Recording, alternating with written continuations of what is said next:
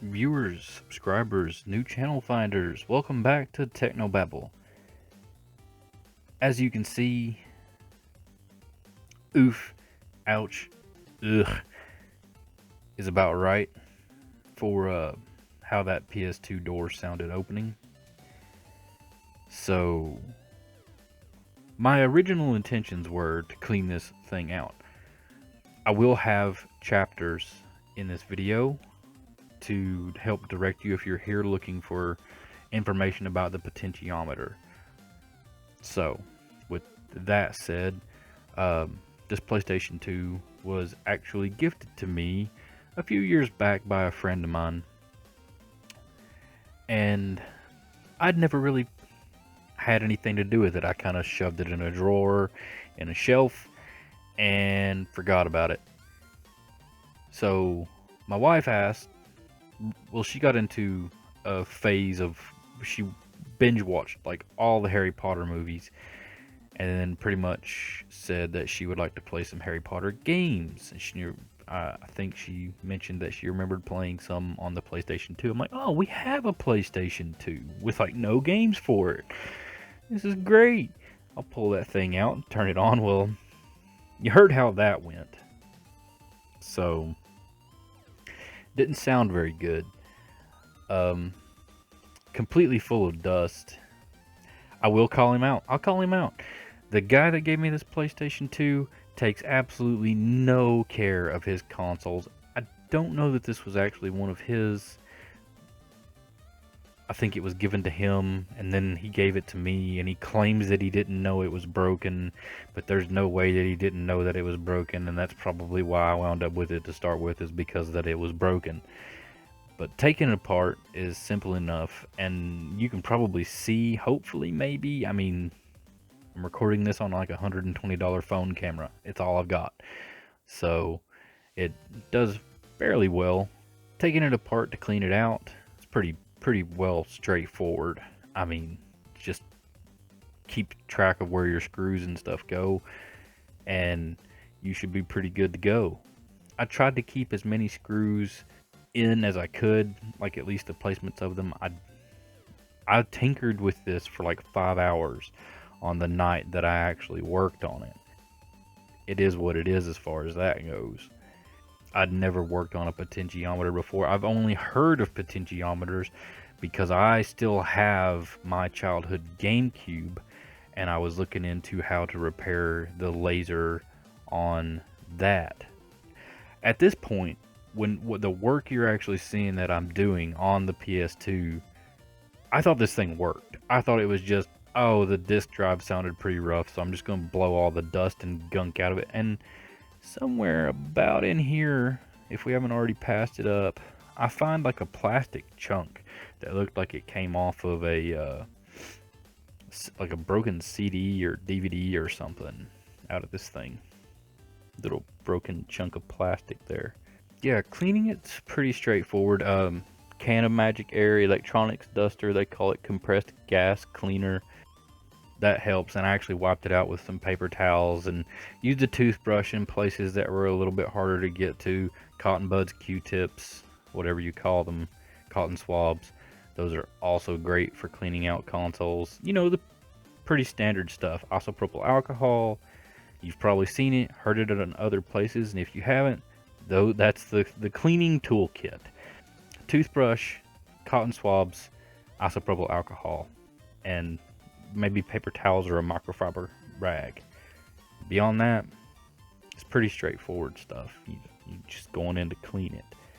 When we get to the point in the video where I'm actually working on the potentiometer, I do make a cut at one point, and I actually pulled the PlayStation 2 out of the drawer again just to re-record a little clip for the video to explain it a little better, because I never got a good close-up of the potentiometers on the back of the laser, which I did have to look that up. So if I still don't manage to explain it very well when we get to it, you know, you've got an idea of what to look for, and that's hopefully helpful if that's something that you've come across.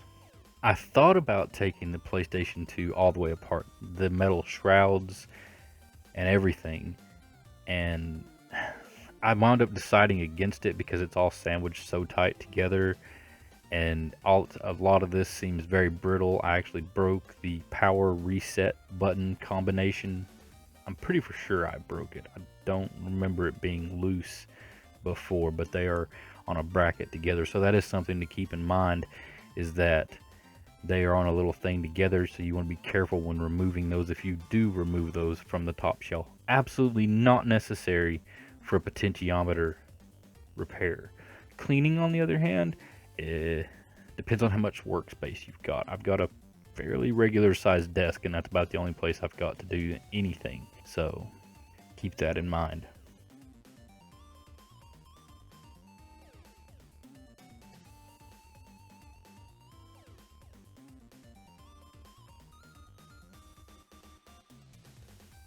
I think I'm getting ready to make a cut here. Show some more screws. That's for the controller ports there. It does hold the boards and everything in there. I think one of the biggest, absolute worst pains about working on the PlayStation 2 is the power switch ribbon cable. The ribbon cable, the fat one you can see right there that's going into the side of the board, those are awful to try to get to. Just awful, because they are sandwiched in between the metal and they're on the board itself, and it's just terrible. It's a horrible place to try to get into. I struggled with dealing with those quite a bit. But I saw that the bottom of the board wasn't too bad or anything, so I just dusted off the top of it and everything the best that I could. The fan was horrible. I've had a Xbox 360 that I pulled apart of mine. Even my Xbox One I pulled apart sometime back, a year or two ago, something like that, and dusted it out and everything, and it was the first time I'd ever done it in like the 8 years of me having it, and it wasn't nearly as nasty as this thing was. Just, I don't understand how this much dust got inside of a console. I wish I still had the pictures of that Xbox One. I'm telling you, it was like 8 years worth and wasn't as bad as this was. But I do occasionally like actually dust off the outsides of my consoles, not use them as a food warmer, calling them out again.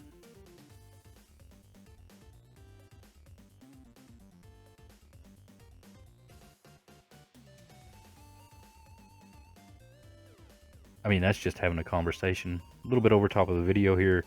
It's not anything super enthralling. Here's me putting that back together. And this is when I found out that the PlayStation 2 doesn't work. Shortly after this, I'm like, I've got it clean, put it back together. The disk drive does sound way better, though. It's not all gunk coming out of there.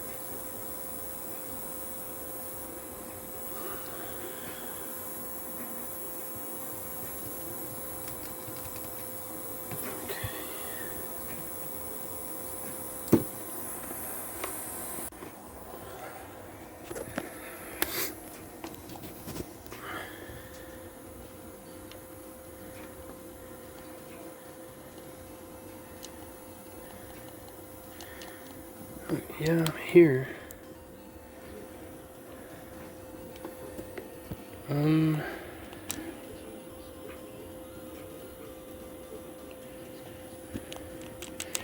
Well, so there was some of the issues. The controller doesn't even work. I've got power to the controller, but it's not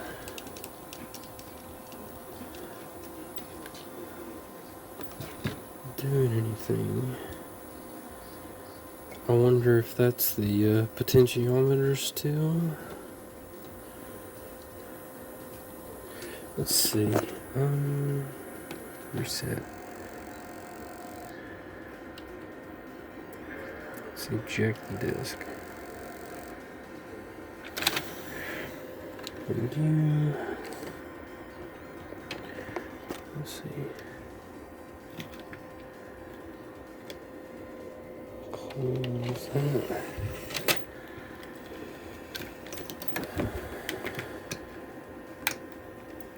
Now I've got nothing on the controller. So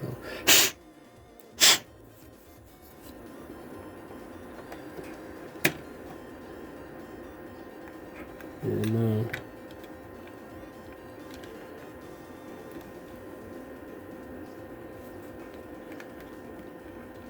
I've got power to where it'll light up, but it doesn't register anything. Is it the port not being plugged up properly? Or is it the controller?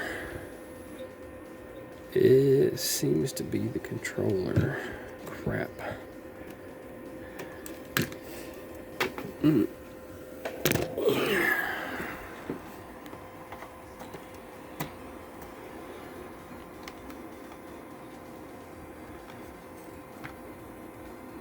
Yeah, nothing.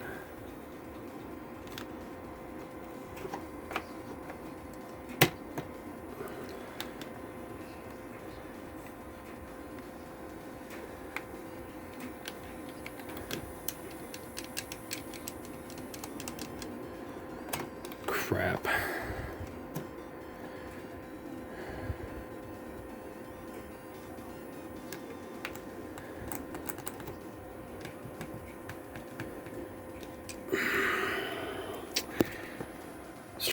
Okay, I don't necessarily know why I turned the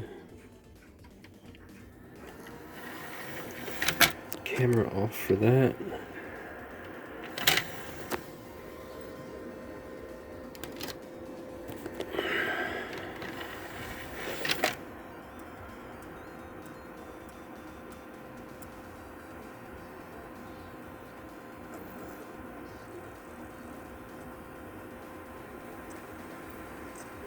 Spinning fast.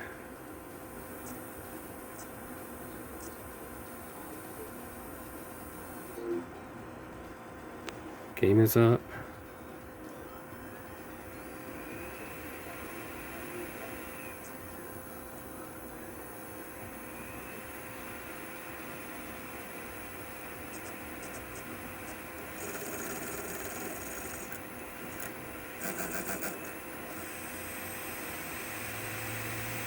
Turbo engaged.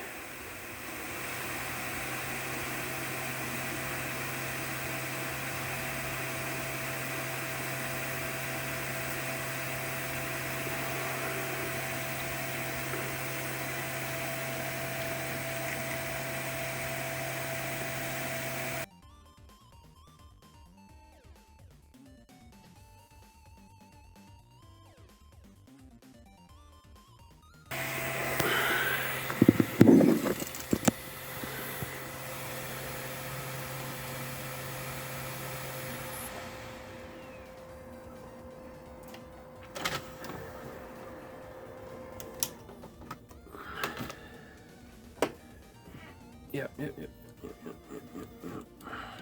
I'm surprised that it worked. I had it out just to see if I could find a part number or something. And so I could try to order a new one. I don't need to take that out.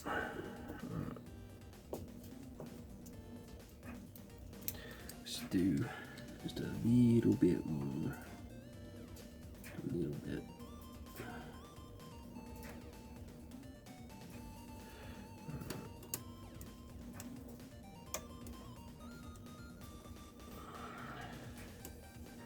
Here's a little clip that I've decided to add in to sort of try to explain how the potentiometer works. It's on the bottom of the laser, and turning it clockwise while looking at it this direction, I'm pretty for sure adds voltage or wattage or whatever to the laser and gives it more power and helps it read if it's a little, if it's dirty or just doesn't want to work. That's the way I understand it anyway. On there. Put that back.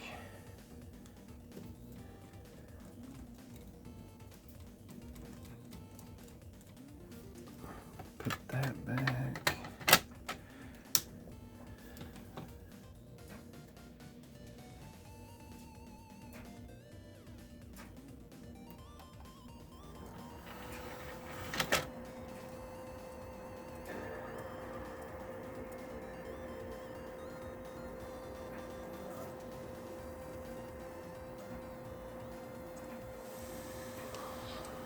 Spinning looks good.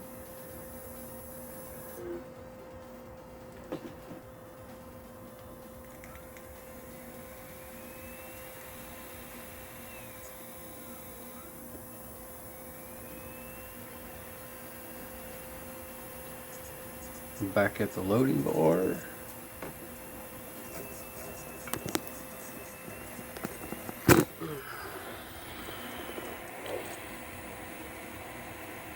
Please wait, no memory cards in it. Do you want to start? Oh yeah, alright. Yes.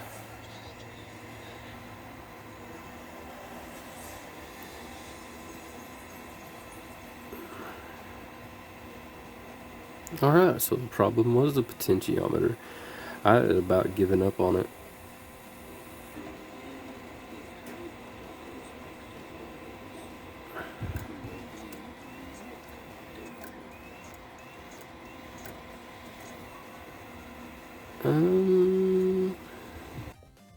But yeah, to try to get back to the story, as you can see, I've got the PlayStation working. To try to get back to the story, sorry about the interruption there. I had some parts I wanted to leave the original sound in from the video. To try to get back to the story, just to rat on my friend a little bit, he'll complain about his Xbox One overheating, and then tell you in the same breath that he will set like his takeout boxes on top of the fan to keep it warm.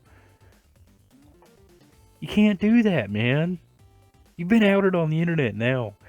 You can't do that. That causes it to overheat. And that's probably the reason why this PlayStation 2 doesn't work. Speaking of, in a follow-up video, hopefully this coming Thursday, I will have the PlayStation 2 repair, the controller repair coming. It's coming. I will be working on the PlayStation 2 controller. I've not done it yet. I've not filmed it. I've not done a voiceover, any of that sort of stuff. It's coming. So, if you want to see me try to figure out what's wrong with the PlayStation 2 controller, hit that subscribe button, check out the next upcoming video. Other than that, I was very happy that I was able to get this console working. It is my first actual console full-on repair. Sort of, I think. Yeah, pretty much. It's pretty awesome. Anyway, this has been Valhalla's Demise. That's me. This is TECHNOBABBLE that you're watching. Thank you for watching. And, as always, this is sort of my little catchphrase I came up with in my head. I don't really care if it works or not. I don't care what you think about it either. Be safe and be good. Hope to catch you in the next one.